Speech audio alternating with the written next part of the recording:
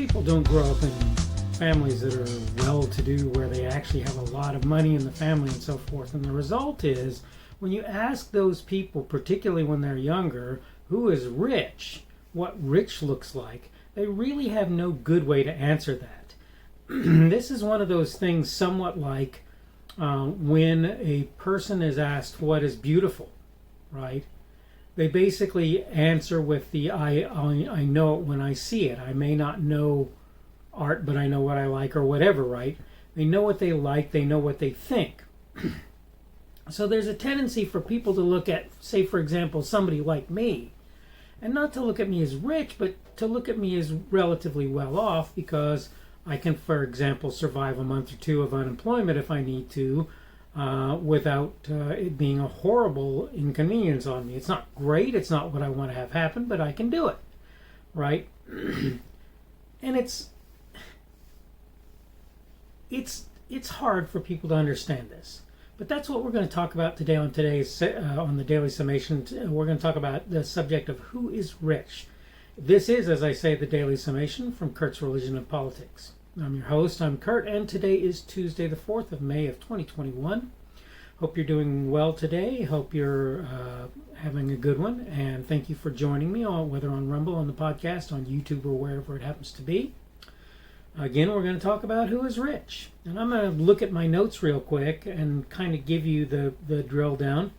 I said, why is it so hard to understand that what may qualify one as well off in, say, Wyoming would barely be worth talking about in New York City or other large, expensive cities in the U.S. or abroad? The fact is, someone in my home city makes $200,000 a year, makes them pretty well off. That's not true of lots of other places, right? This is part of the story. There's more. There are some other things to consider.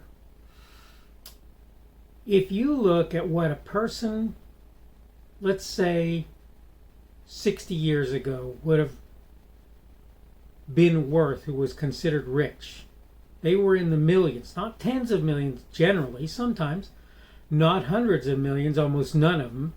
Billions? People worth billions? I'm not saying that never happened, but it certainly was not common, right, for people to be worth that kind of money. So what changed? Well, the answer is things started to cost more. Things became more expensive. And people who were relatively wealthy in their own time, unless they kept up with making more and more money, became just average people or below average. The fact is, if you have a place where it's expensive to buy food and there's inflation because of wage increases and so forth, guess what? You may not be wealthy if you make, $400,000 a year. This is the current benchmark that the government is trying to use. Certain people in the government are trying to use in order to say that you should be taxed. If you make $400,000 a year, whether as an individual or as a family, it doesn't matter. But I want you to think about that too, right?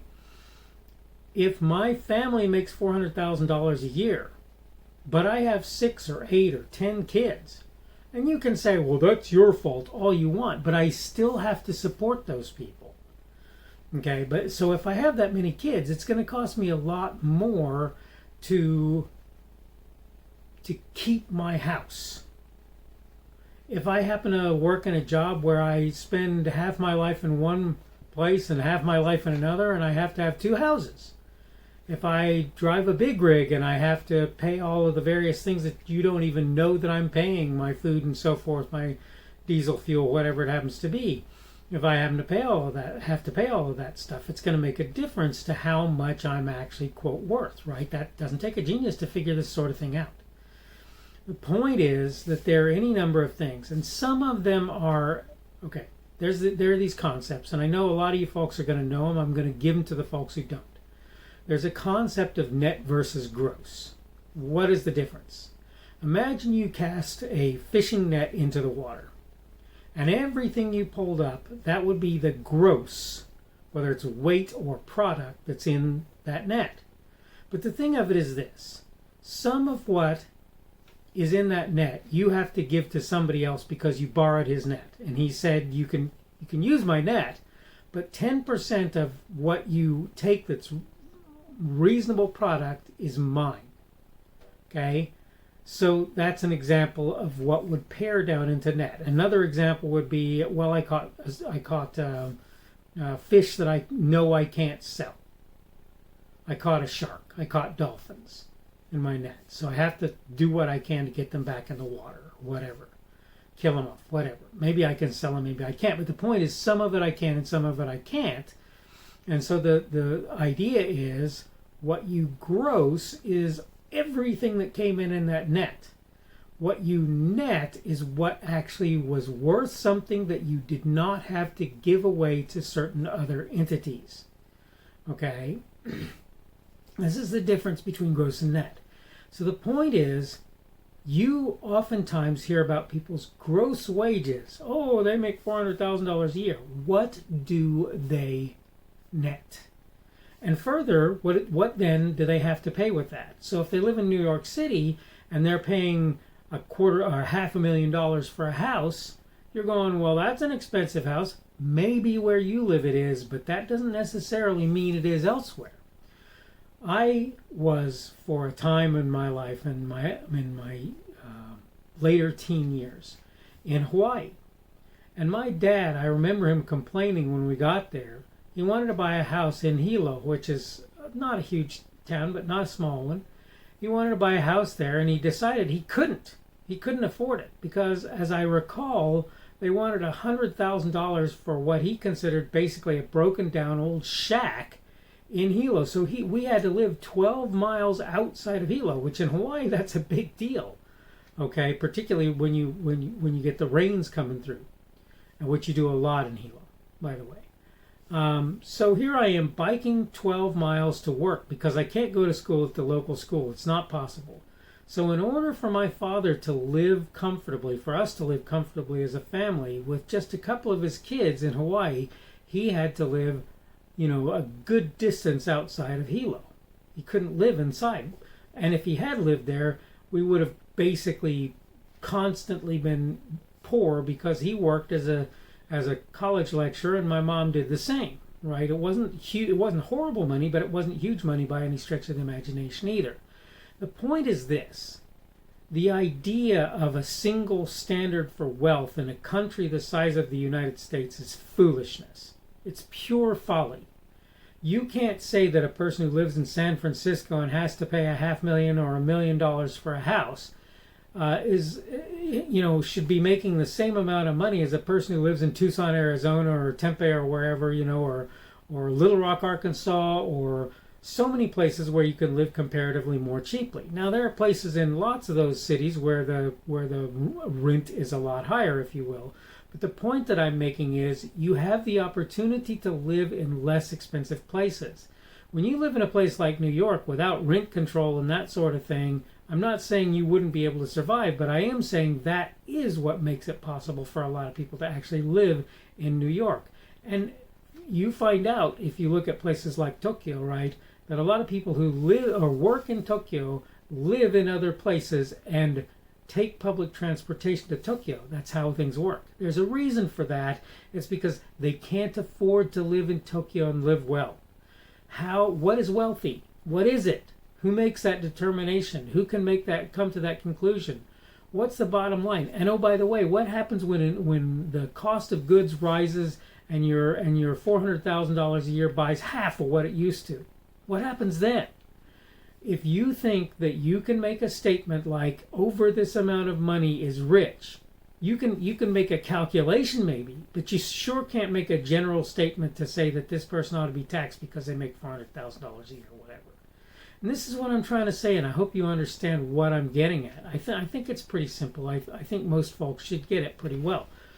But I need to go ahead and wrap this up because I'm running out of time.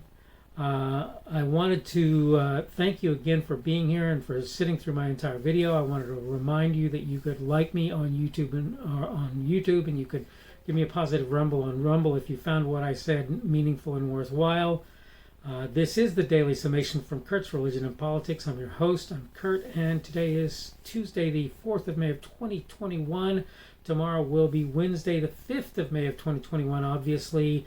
Again, thank you for joining me on Rumble, the podcast, or YouTube. Today's subject has been Who is Rich? And tomorrow we're going to talk about, and I have to look because I did not do that right.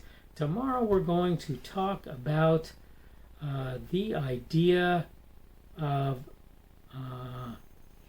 and when thou prayest. This is one for my Christian believing watchers, but you can also take a look at it and kind of get some ideas what Christianity ought to look like when they do what they do. All right, hope you're having a good day today. Tomorrow will be Tuesday, that hump day for a lot of folks, and then that'll be the middle of their week. I've got to get about doing other stuff today, so like I said, I need to wrap this up. Hope things are going well for you, and hopefully we will see you again on tomorrow's Daily Summation. The speaker on this edition of the Daily Summation is Kurt Schubert. This video is recorded on Tuesday, the 4th of May of 2021. The Daily Summation is created for Kurt's Religion and Politics.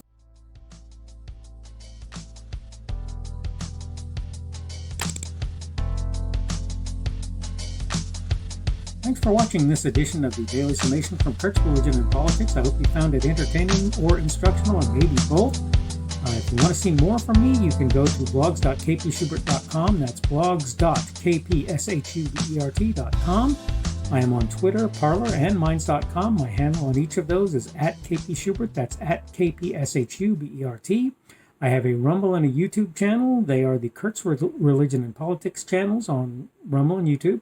I have a Facebook page. The Facebook page is Kurt's Religion and Politics as well. I am on Patreon. If you want to support me, that's one of the better places you can do that. And you will find me at Kurt's Religion and Politics on Patreon. I have a podcast. The podcast is podcasts with an S .kpschubert.com. That's podcasts.kpschubert.com. I think you should be able to find me with relative ease on Apple Podcasts, Google Podcasts, and Spotify as well. The best way I find to do that is to look for Kurt's Religion and Politics. You can try to use the Daily Summation. I find that it doesn't work as well as a general rule, but you can always try that. I'm glad to have you aboard today, and hopefully we will see you again tomorrow.